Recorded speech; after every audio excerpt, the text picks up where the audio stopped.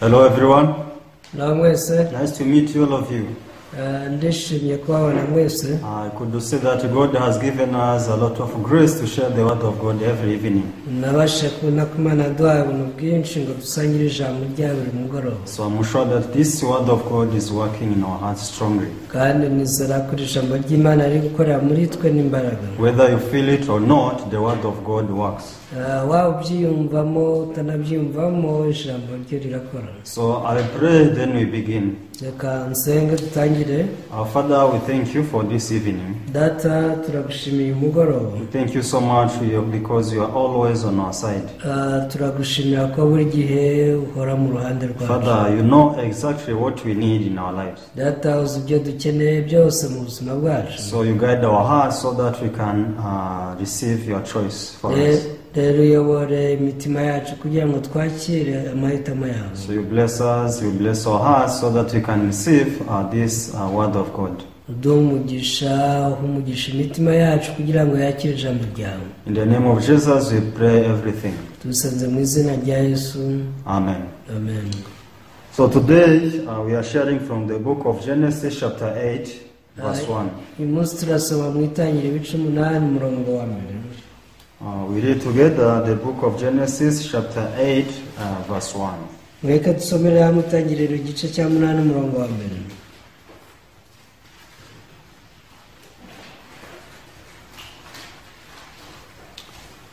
Yes, we shall read. Then God remembered Noah and every living thing and all the animals that were with him in the ark. And God made wind to pass over the earth, and the waters subsided. Imana yibuka Nowa n'ibifite ubugingo byose n'amatungo yose byari kumwe nawe mu nkuge. Imana iza mu muyaga ku isi, amazi atangira gukama. The fountains of the deep and the windows of heaven were also stopped, and the rain from heaven was restrained. Amasoko y'ikuzimu araziba, imigomero yo mu ijuru iragomerwa, imvura iva mu ijuru iricwa. And the waters receded continually from the earth, and the end of the 150 days the waters decreased. Amazi asubirayo ava ku butaka budasiba, ya minsi 150 ishize amazi aragabanuka. Then the ark rested in the 7th month, the 17th day of the month, and the mountains on the mountain of Ararat. Mu kwezi kwa karindwi ku munsi wako wa 17 yanguye yagara ku misozi ya Ararat. Yes, thank you. We have read up to verse 4. Murakoze dusomye kugeza ku murongo wa 4. So no matter things you are doing, when you have full information, you have to be successful. Ibyo ukora byose gifite amakuru yuzuye nicyo gihe bashagurirwa. Whether you are in the field of business, when you have information, you have to succeed in your business. Iyo uri umucuruzi ukagira amakuru yuzuye y'ubucuruzi, nicyo gihe ubasha kugera ku ntego z'ubucuruzi bwawe. When you are leading a battle, or when you have the information, if you are skillful about this field, you have to win this battle. Mu ntambara iyo uyoboye urugamba ukaba ufite ubuhanga bwo kumenya amakuru yose, ubasha kunesha urugamba. So what I want to say is, no matter what you want to do, doing it is not enough. First of all, you have to find all information needed. Icyo nshaka kubabwira ni uko icyo waba uri gukora cyose kugikora gusa ntibihagije, ahubwo ugomba kuba ugifite amakuru yuzuye. Because if you just dream to do it without being informed very well, you will fail, however.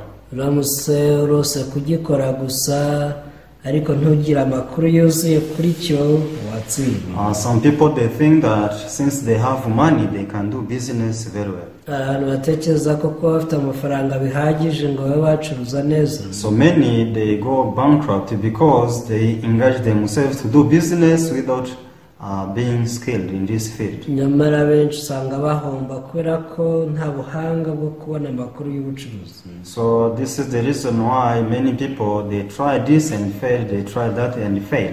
niyo mpamvu usanga abantu bagerageza kimwe bagatsindwa, bakagerageza ikindi bikanga. Yes, failing, it may happen in our lives. gutsindwa ni ikintu kiba mu buzima, But we need to check why this failure is continuously coming in our lives. ariko tuba tugomba kugenzura impamvu gutsindwa bikomeza kutubaho mu buzima bwacu. Because when you discover the root of the problem, you solve the problem very easily. kubera ko iyo utahuye umuzi w'ikibazo nicyo gihe ugikemura mu buryo bworoshye. So I want to talk about in our spiritual life. rero ndashaka kuvuga ibi mu buryo bw'ubuzima bw'umwuka bwacu, Because people, they think that they can live spiritual life very well. abantu batekereza ko baba ubuzima bw'umwuka neza, But they don't find the secret of spiritual life. ariko ntibajya bamenya ibanga ry'ubuzima bw'umwuka. Since they don't find the true information, they always fail in their spiritual life. kubera ko nta makuru yuzuye baba bafite kuri bwo, buri gihe baratsindwa. People, they live 1 year, 5 years, 10 years being sinners, but they don't know what is wrong. uzasanga abantu babaho umwaka umwe, imyaka itanu, imyaka 10 ari abanyabyaha ariko ntibamenye ikibazo bafite. So they just comfort themselves saying that we are not only sinners, even others are sinners. bapfa kwikomeza gusa bakavuga bati si twe twenyine abanyabyaha, n'abandi bose ni abanyabyaha. But there is no one who will accompany you in the heaven or in the hellfire. nyamara nta muntu muzajyana mu ijuru cyangwa se mu rutazima ngo araguherekeje. I myself and you yourself, you have to find what is wrong in your spiritual life. kuko we ku giti cyawe, nanjye ku giti cyanjye, tuba tugomba gutahura ikitagenda neza mu buzima bwacu. So why I try to believe in God very well, why I try to serve God very well, but I always feel this condemnation in my heart. ese ni ukubera iki nubwo ngerageza kwizera Imana neza, ariko burya mbona mfite urubanza rw'ibyaha mu mutima wanjye. So instead of trying to find the root of the problem, people, they think that their zeal and determination is needed before God. aho kugira ngo abantu bibaze iki kibazo bashakishe umuzi wacyo, usanga batekereza ko ishyaka n'umurava ari byo bakeneye. Yes, I may think that my zeal, my determination is needed to God, but I need to check if really it's true. nibyo kuko nshobora gutekereza gutyo, ariko mba ngomba kugenzura nimba ibyo ari ukuri. Do God need my zeal? ese koko Imana ikeneye ishyaka ryanjye? Does God need my determination? ese Imana iba ikeneye kwiyemeza kwanjye? So does God need me to work very hard day and night? Imana yaba ikeneye ko nkora amanywa n'ijoro niyo hakuye? So I need to check if this is the will of God, if it is the heart of God. mba ngomba kugenzura nimba uyu ari wo mutima Imana ifite. So where can I find this news? none se ayo makuru nzayakura he? In the Bible there is everything, because God had expressed his heart to us very well. muri Bibiliya harimo byose kubera ko Imana yamaze kudusobanurira umutima wayo neza. So but people, they just believe in God thinking that this is the way to believe in God. Another one says this is the way to believe in God. nyamara abantu bavuga bati njye ndakeka ko ariko umuntu yagombye kwizera Imana, n'undi ati ndumva inzira ari iyi. If I keep the law, this is the way God will be happy with me. umwe aravuga ati ninubahiriza amategeko bizaba bihagije, Imana izanyishimira. If I serve God, I give offering and tithe, God will be happy with me. undi akavuga ati Imana iranyishimira mu gihe ntanga amaturo n'icyacumi. So when we say like this, please don't understand us wrongly. igihe tuvuze gutya mukatwumve nabi, Because we don't say that people don't have to give offering or give tithe.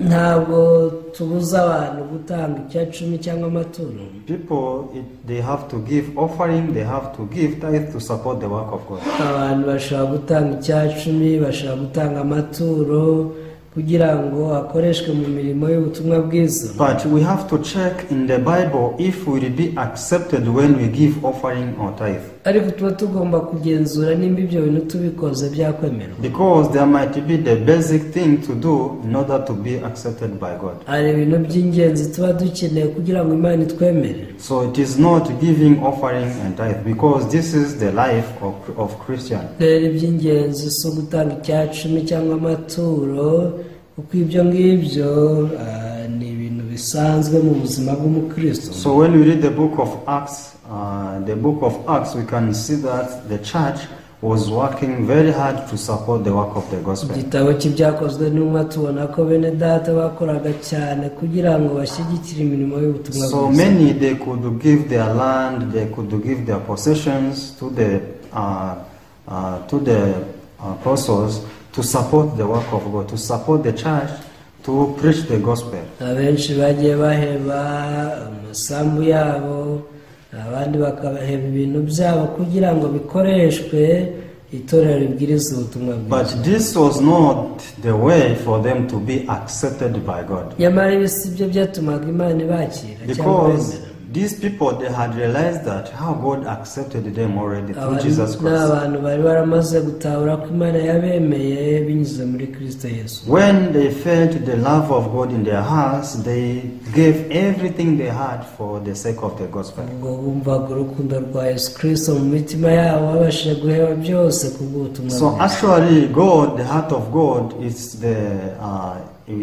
we can give when we receive the heart of God.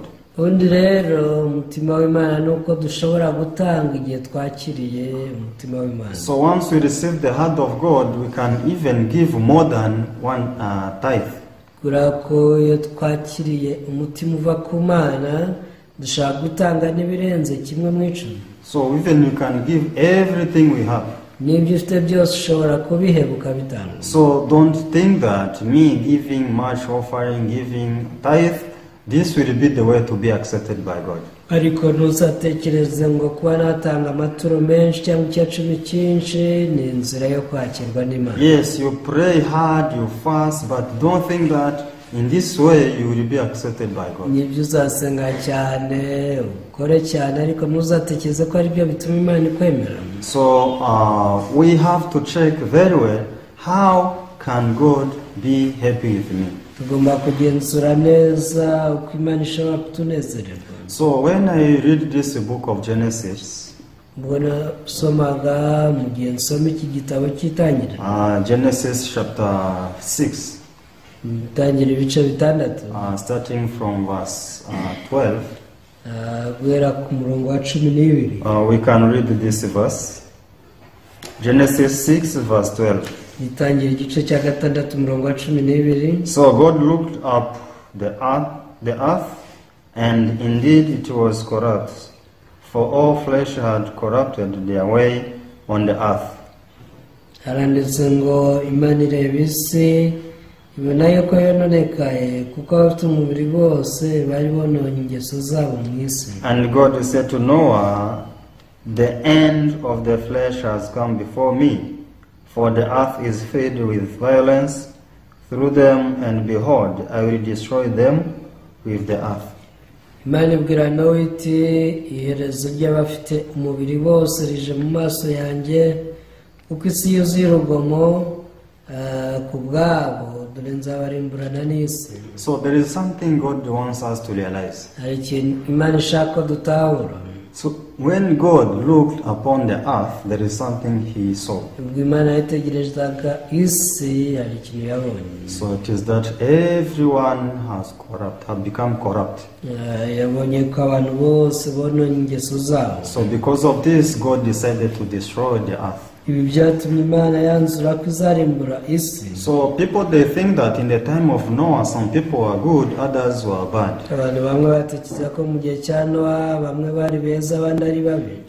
People who were saved, they were good. People who were destroyed by the flood were evil. Bakavuga bati abarimbuwe bari babi, ariko bakijijwe umwuzure bari beza. This is how many people they judged the time of Noah. Uku niko mu gihe cya Nowa abantu babitekerezaga. So, but it is not so when you read the Bible clearly. Ariko iyo usomye Bibiliya witonze usanga atari byo. Because this verse 12 and 13 shows that in the heart of God, He determined to destroy everything in the earth.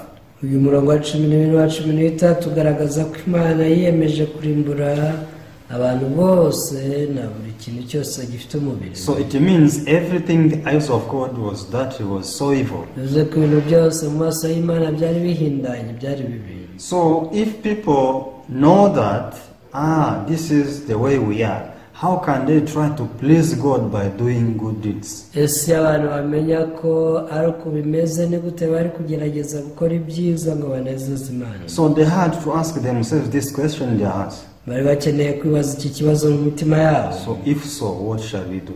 ese nimba ari uko bimeze tubigenze gute? If we are so evil, if we are supposed to be destroyed, nimba turi babi bo kurimbuka tubabigira gute? what shall we do? twakora iki? So but people, they deny the judgment of God. ariko abantu banze urubanza rw'Imana. So I think I'm not like that. bati ntekereza ko atari uko meze. I think if I do good, God will be happy. ntekereza ko ninkora ibyiza Imana izanyishimira. So this is how many people even think today. uku niko abantu batekereza n'uyu munsi. But God wants us to realize that we have no ability to make Him happy. nyamara Imana ishaka ko tutahura ko nta bushobozi dufite bwo kuyinezeza. Whether you are young, whether you are old, you have no power, you have no ability to make God happy. waba uri mukuru cyangwa mutoya, nta bushobozi ufite bwo kunezeza Imana. So there might be the position of our hearts for us to be accepted by God. niyo mpamvu imitima yacu igomba kugira umwanya ihagararamo kugira ngo twemerwe n'Imana. So we are people who are made to only receive the grace. turi abantu bo kwakira ubuntu gusa. So this is how everyone is in the world. twese abari mu isi niko tumeze. But who can receive grace? ariko ninde ushobora kwakira ubuntu? It is this person who is evil, who is that who cannot do something good in the eyes of God. ni umuntu mubi wanonye ingeso ze, udashobora kugira icyiza na kimwe agaragaza imbere y'Imana. But people who have the different heart, they cannot receive the grace of God. ariko abafite umutima utandukanye n'uyu ntibashobora kwakira ubuntu Imana yabageneye. So because God saw the heart of Noah, Imana yarebye umutima wa Nowa. so among people in the time of Noah, only God spoke to Noah. mu bantu bose mu gihe cya Nowa, Imana yavuganye na Nowa wenyine. So people, they think that the reason why God did like that to Noah is because Noah was different from others. abantu rero baravuga bati icyatumye Imana ivugana na Nowa nuko Nowa yari atandukanye n'abandi. Yes, Noah was different, but I want to tell you the difference between Noah and the rest of others. nibyo koko Nowa yaje gutandukana n'abandi, ariko icyo nshaka kubabwira ni itandukaniro bari bafitanye. So the difference is this.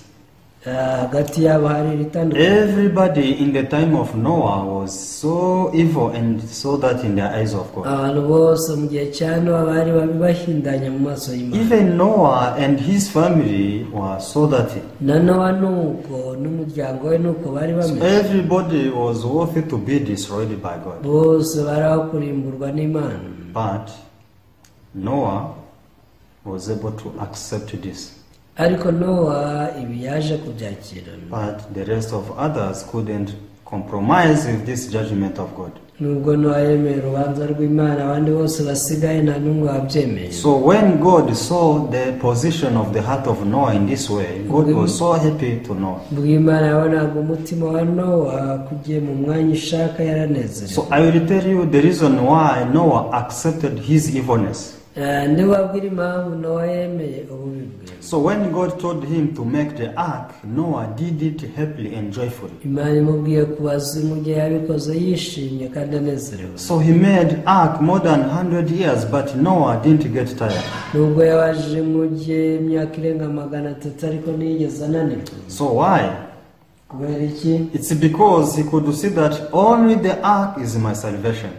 nuko yarazi ko inkuge ariko gakiza. So God decided to destroy the earth. Imana yari yemeje kurimbura isi. Even me, I am supposed to be destroyed. aravuga ati dore Imana igiye kurimbura isi. So now God is telling me to make the ark so that I can save my life. dore Imana iri kumbwira kubaza inkuge kugira ngo nkize ubugingo. So if I don't make the ark, I will be destroyed.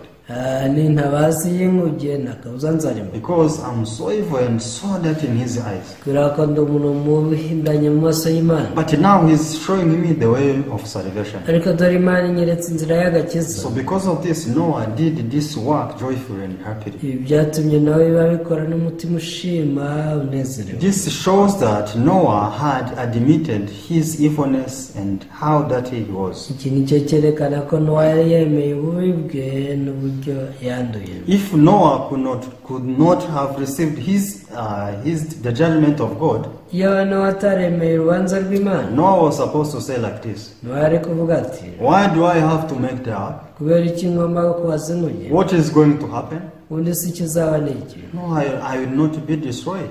ntabwo rwose njye narimbuka. What bad did I do? ese hari ikibi nakoze? So why do I have to make the ark more than 100 years? kubera iki ngomba kubaza inkuge iyi myaka yose irenga 300? So this is the tiring work. I don't need to do it. byose ntabyo nakora. So there is nothing which is going to happen to me. nta n'ikintu kizambaho. Me, I'm good. ndi umuntu mwiza.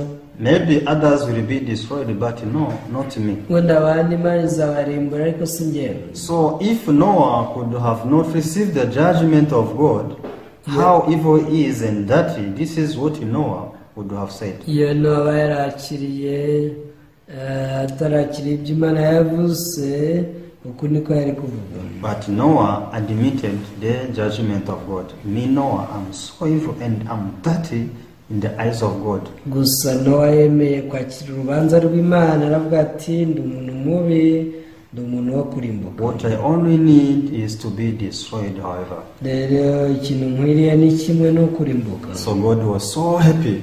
This heart was so precious in the eyes of God. Imana ibonye umutima wari w'igiciro cyinshi cyane iramunezererwa. So when Noah saw the earth, he saw that everything is destroyed in his eyes. Imana ibwo yabonaga isi, yabonye ko ibintu byose birimbutse. So Noah started to judge the world as God judges. Nowa nawe yatangiye kubona isi muri ubwo buryo nk'uko Imana iyibona.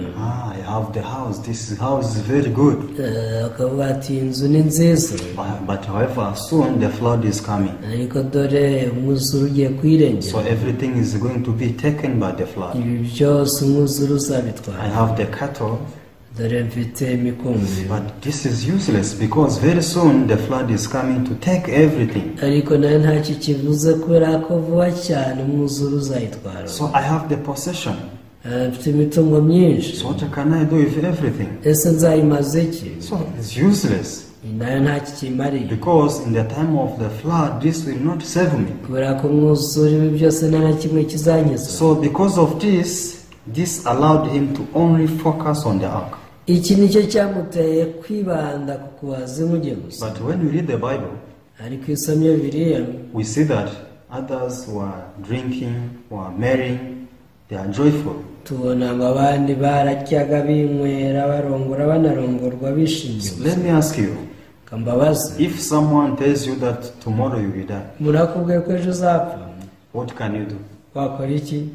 I'm sure that even if you may have the marriage tomorrow, you will stop everything. nziza yuko nubwo waba ufite ubukwe ejo, ibintu byose uzahita ubihagarika. Even if you may have the plan for farming your field, you will not do it, you will stop. ubwo waba wari wapanze kuzindukira mu murima kuhinga, uzahita ubyihorera. Why?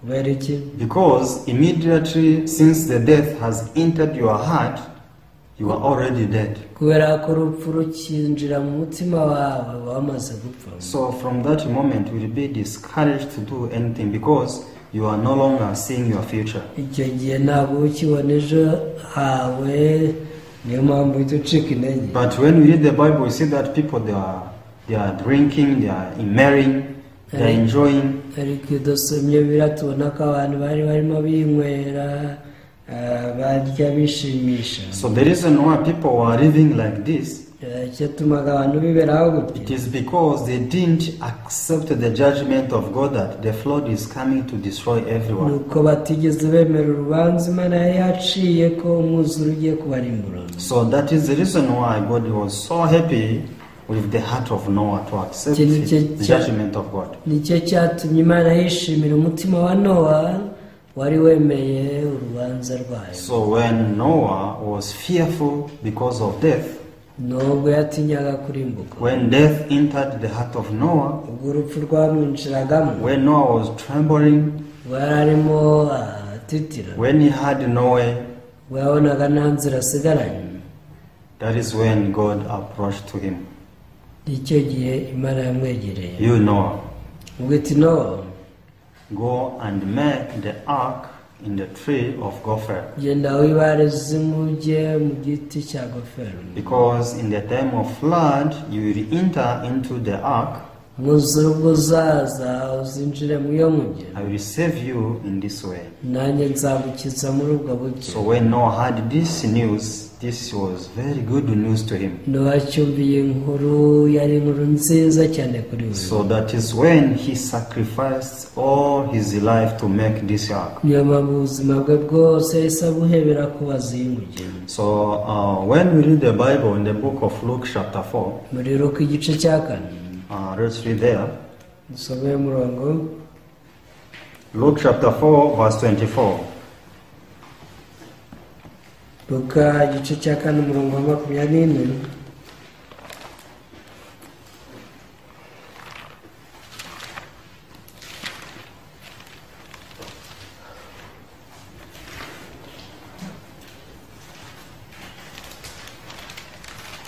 Luke chapter 4 verse 24 through 27.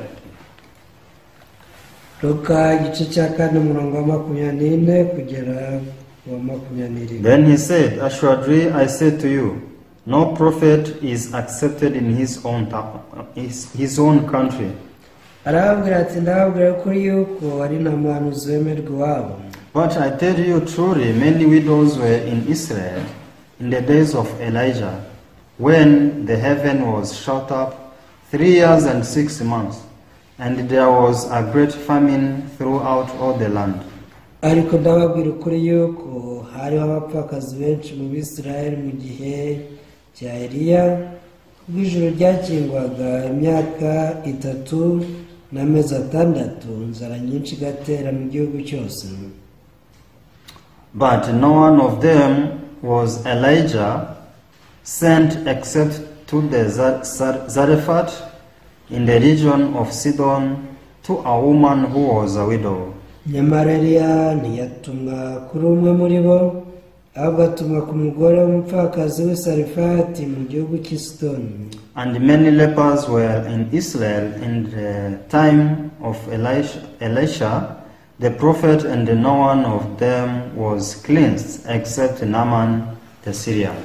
kandi hariho ababembe benshi mu Bisirayeli mu gihe cy'umuhanuzi Elisa, nyamara ntiyakizwa n'umwe muri bo keretse Naamani w'Umusiriya. These are the words of Jesus. aya ni amagambo yavuzwe na Yesu. Why Jesus spoke like this? kuki Yesu yavuze gutya? So he's mentioning about the Sarephat widow. Yesu yavuze kuri umupfakazi w'i Sarefati. He's talking also about Naaman, who was a leper. yavuze kuri Naamani w'umubembe. It is true that in Israel many widows were there.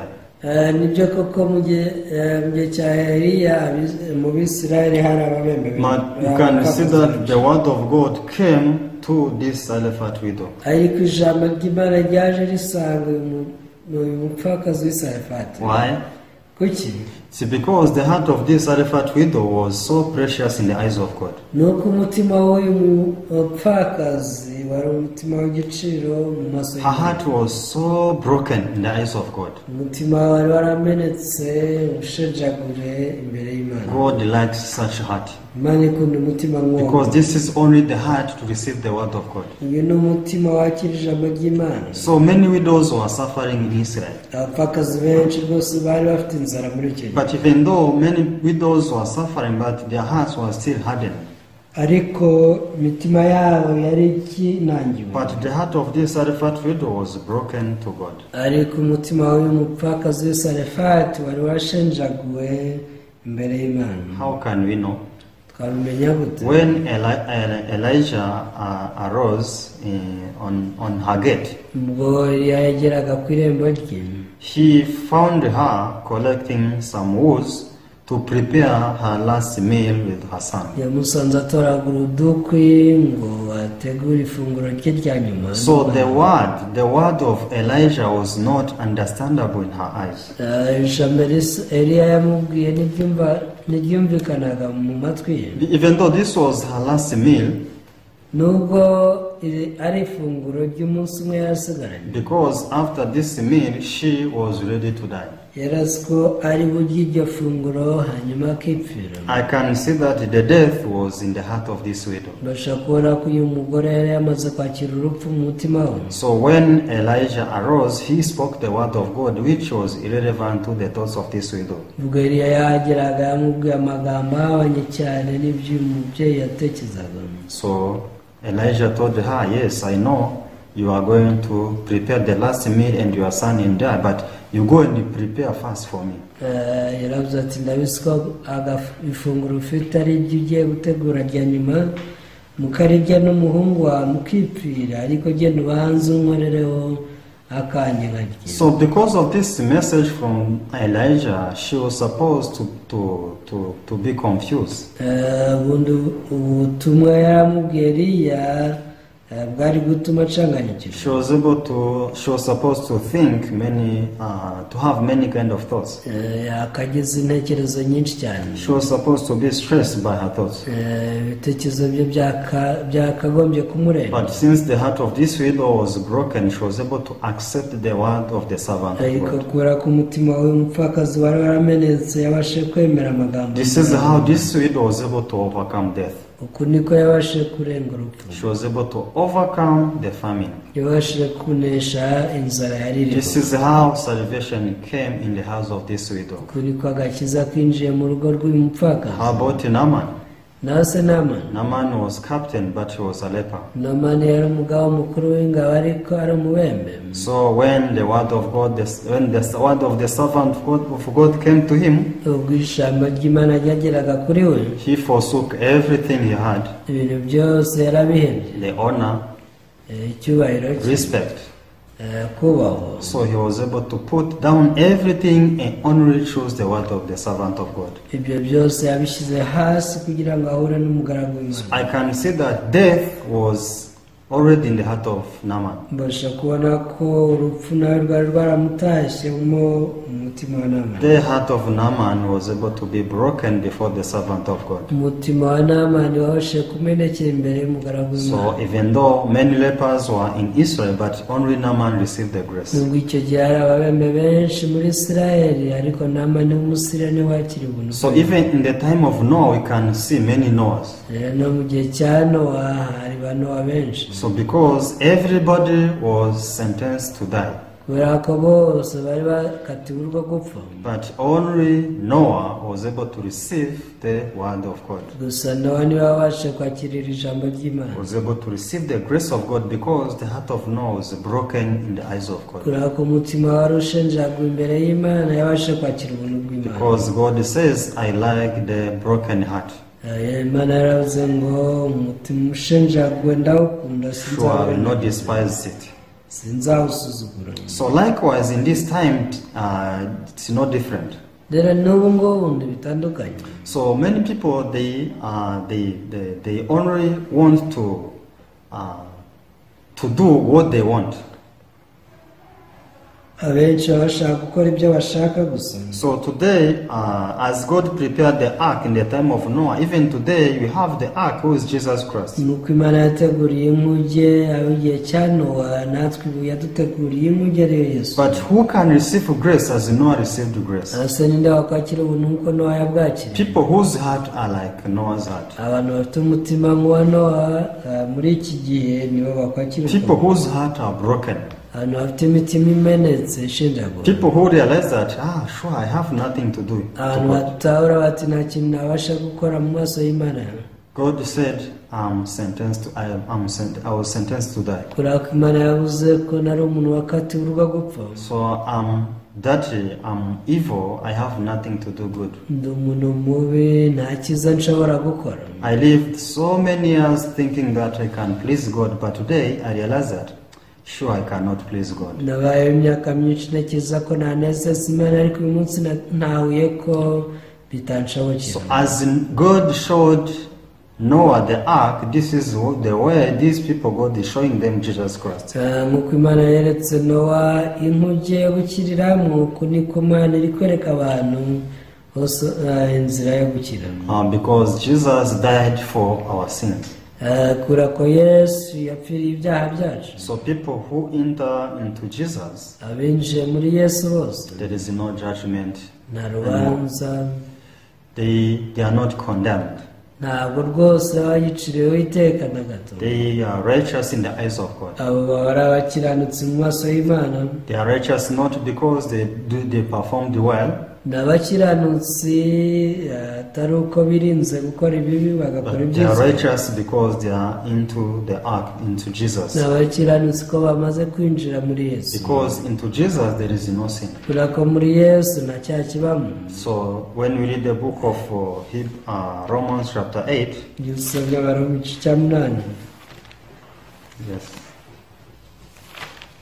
Romans chapter 8 verse 1, Abaroma 8 umurongo wa 1.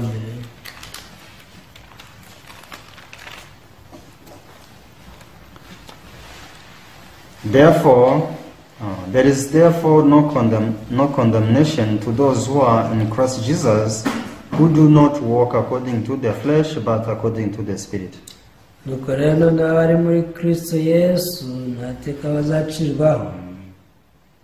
For the law of the Spirit of life in Christ Jesus has made me free from the law of sin and death.